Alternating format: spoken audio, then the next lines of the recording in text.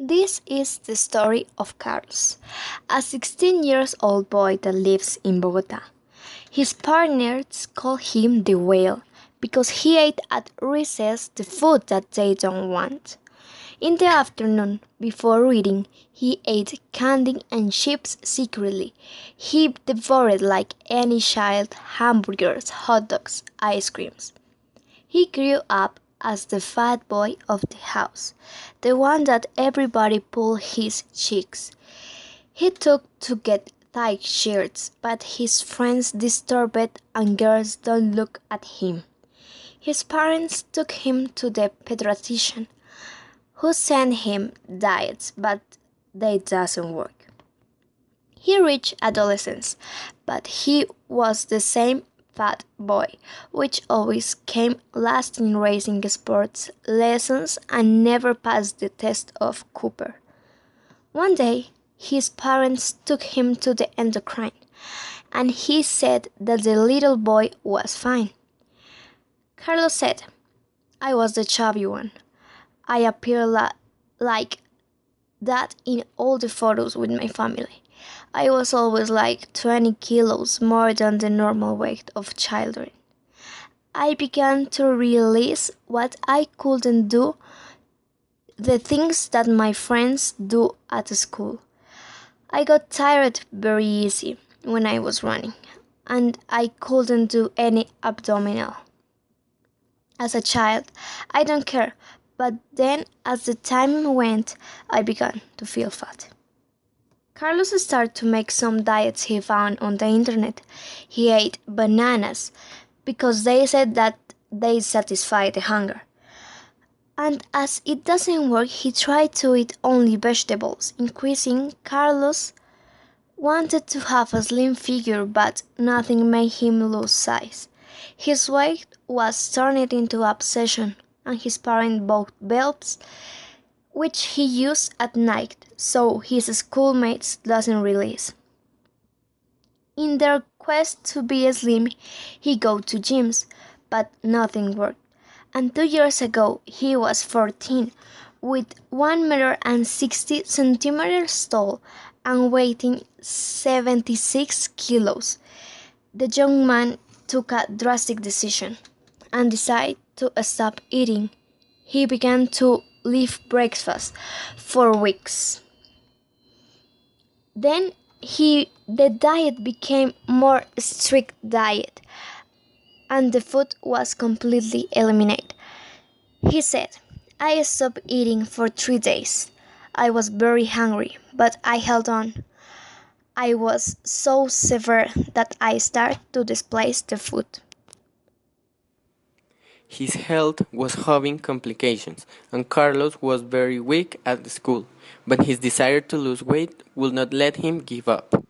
His parents were worried and took him to the endocrinologist. The doctor scolds me because I was not eating. He told me that I would become anorexic, but I didn't care about it. I had gastritis, so I have to take care of myself, Carlos said. Dangerously, over the months, his weight was down by their strict fasting, while his body was growing.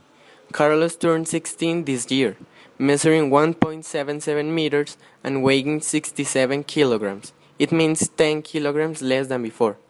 He feels happy with his weight, but his doctor tells him that now he is below his ideal weight. His friends ask him what he did, and he only responds that he is dedicated to diet. Although he managed to lose weight, Carlos lives with the ghost of his past. In his struggle to stay, he eats a little bit and lives on the edge of anorexia. Due to his situation, Carlos belongs to an Overeaters Anonymous group who meet 3 times a week in Usaquén, where he meets a woman who had the same problem. The meetings have served him to improve his self-esteem and learn to eat healthfully, but he still uses every morning his bathroom scales to weigh himself. Juana María Fernández Galvis, who is a member of Saluspod, general health psychologist and neuropsychologist at the Capistrano Clinic, explains that these eating disorders are very complex diseases that are influenced by psychological symptoms such as alteration of body image, emotional symptoms like low self esteem, and physical symptoms such as malnutrition. She also explains that these diseases are mainly the expression of psychological and emotional distress, which leads to an erroneous The appearance or adolescence is a body critical stage attribution. for the development of these disorders like anorexia, bulimia, and bigorexia. It's time of physical, psychological, and emotional change that self-esteem is fragile. Teenagers are especially vulnerable to criticism, fashions, beside being cruel and very critical of the shortcomings of others and themselves. The girls may be more vulnerable, probably because of the increased emphasis on physical appearances and the prototype's current beauty. The real women and not men influence the development of their eating disorder, the continuous bombardment of a sculpted body that do not reflect 19% of the actual population and makes them feel different than should be, so that they contribute to low self-esteem and want to achieve these stereotypes. The relationship that they often show in media between physical appearance and happiness contributes to the end erroneous attribution of weight and image to the emotional and psychological well-being, which ladies try to reach and they distort their body.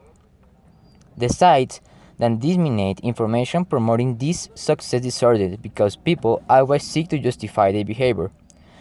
The need to resist there is a lifestyle, and in these sites and forums and confirmation there is common and normal one to see they are not the only ones who think and behave well and therefore think they are no sick. In addition, they are no group of people to share the same tricks and strategies to lose weight or mask symptoms. Also, feel the comfort of knowing they are not alone in their suffering.